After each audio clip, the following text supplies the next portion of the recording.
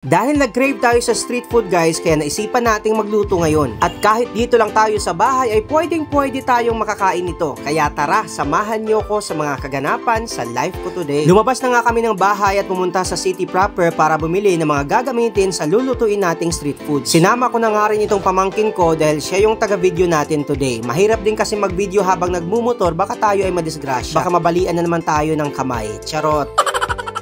Nagpadala nga din ng pera yung kapatid ko dahil nagpabili ng manok para sa aming ulam mamayang gabi. Pagdating namin sa city proper guys ay dumiretso kami dito sa Ayudas. Dito kami laging bumibili lalo na kapag karne yung aming bibilhin. So kinanga rin kami sa tindahang ito. Sakto naman dahil lahat ng ating mga bibilhin ay available sa kanila. Hotdog, fishball at kikiam ang binili natin guys. Bumili rin tayo ng 1 kilong manok para sa ating ulam mamayang gabi. Syempre hindi mawawala ang cornstarch, sibuyas at bawang. Pagdating ko naman sa bahay guys ay pinakita ko sa kapatid ko ang resibo ng mga binili natin. Medyo stricto kasi ang kapatid ko pagdating sa mga resibo. Sana Lahat ng nabili natin guys ay umabot ng mahigit kumulang 500 pesos.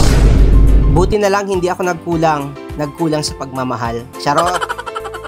Hinanda na nga natin yung ating lulutuin guys at una ko nang hiniwa itong hotdog. Alam nyo guys, paborito ko talaga itong hotdog. Masarap kasi ito at malinamnam. Wow! Sana all!